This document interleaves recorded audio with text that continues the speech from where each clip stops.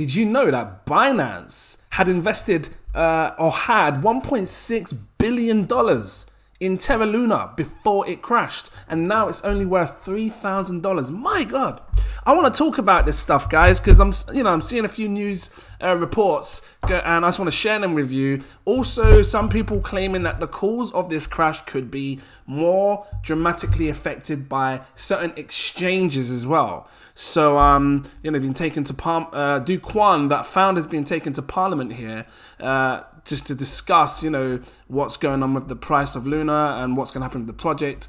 More so talk about exchanges as well, and it's all down here. I've been looking at it. Guys, welcome back to the channel, or if you've been watching. If you like it so far, it sounded interesting, drop that like, give me a subscribe if you're new watching. This is mad to think that Binance had 1.6 billion in dollars. Now look at this. I was reading through this, just short, sweet, and simple. They invested, meaning Binance, what's his name? CZ, right? He invested $3 million into Luna back in 2018, right? And he got 15 million tokens for this. What, was he classed as like an early investor? Because I didn't even know about Luna back then. Just saying. When did you hear about Luna? And, it went up to a price of 1.6 billion based on the prices that it was before the crash. Now it's only worth $2,391. Mad, crazy, ludicrous. Boom, hold on. Boom. To think that you lost $1 billion. 1.6, almost 2 billion. And listen to this, right? It says, despite Binance's big losses, CZ said he still wants retail traders, that's you and me and everyone else that lost money in Terra, if he was in it. He asked them to protect Terra. Hold on, I'm looking in the wrong place. Go up a bit. It was retail traders who lost money during Luna's crash last week to be reimbursed way before Binance's, right? And then leading on to it says, to lead by example on protecting users, Binance will let this go. What? How do you just let 1.6 billion just go? I wouldn't let that go. And ask Terra's project team to compensate the retailers first. Binance last. And Binance last, if ever. Zhao wrote. That's mad. It's good in a sense. He's trying to, This is why I like Binance. CZ's trying to show that he cares about people that are in on his project, that are using these exchanges and all these other things, and he cares about people getting their money back first. Cool. And I've always had that nice vibe off of him anyway. But I'm just saying, 1.6 billion, bruv, I would not let that go. You better send me that back. That's like 55,000 years worth of chicken supply. Never ever run out of food again. Anyway, it's okay. Anyway,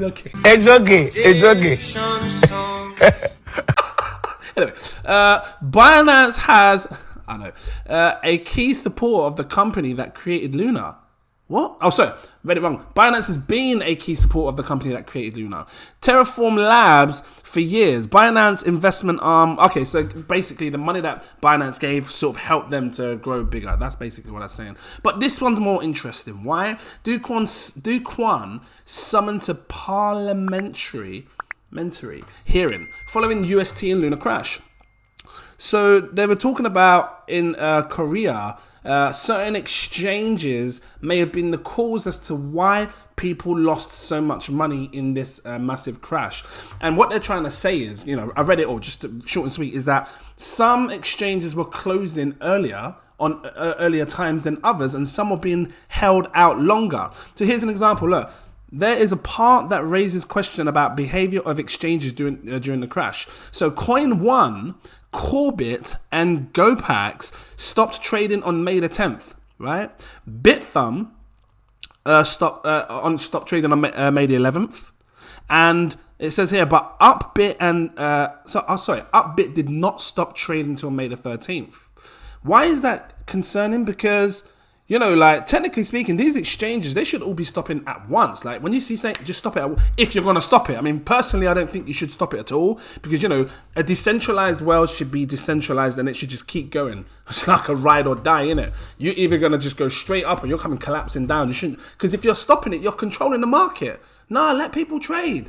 You know, why is it you always got to stop it for? So I don't like that, really. You know, no one should have stopped anything. It should that should just be in it. He noted that as the legislation is delayed, investors' losses are increasing, and that the authorities continue to see the huge loss of investors. So they're basically blaming certain exchanges as to why bigger entities may have lost money as well. At the end of the day, everyone lost money in this. We should bring related exchange officials, including Terra CEO, it says his name backwards, Kwandu, to the National Assembly to hold a hearing on the cause of the situation and measures to protect investors. Well, at the end of the day, there's nothing you can do right now to protect them, just because you're not just. How are you going to give everyone their money back? And even if you had your reserves, like, you still couldn't, because it was like 20 billion in market cap. People lost a lot of money. What's it say here? Both chains will coexist, but the old token will be rebranded to Luna C, while the new ones will be just known as Luna, according to Quan. The launch of the new chain will necessitate the Terra developers airdrop new Luna tokens to holders of the old Luna C and UST, as well as develop. Yeah, I already said that in the last video. If you missed my last video, make sure you check it out.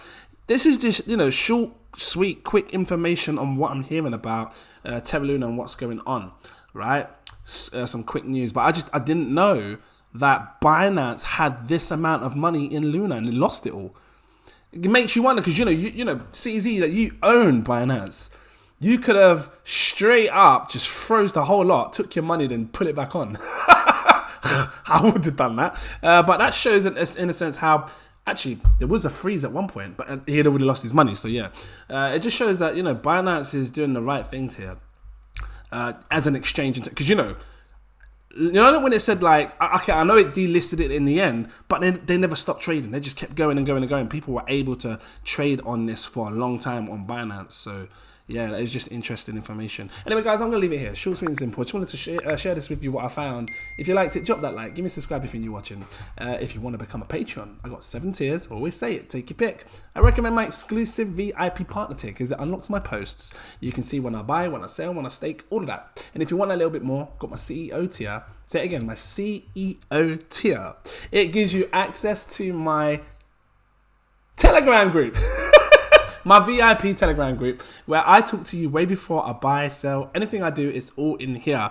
We are discussing projects right now, at the time of recording this, promise you, right now, on 1000x projects that are going to blow. Like, we've got a 1000x gem that we're getting in on. You don't want to miss it. It's being discussed here, over in my Patreon. Patrons of a certain tier, like my buy tier, they can see these posts. And we're watching and we're preparing for this massive 1000x gem. If you don't want to miss it, become a Patreon, guys, because we're going to make insane gains over the next couple of days, week, right? So, guys, thanks for watching. And I look forward to seeing you in my next video. Cheers.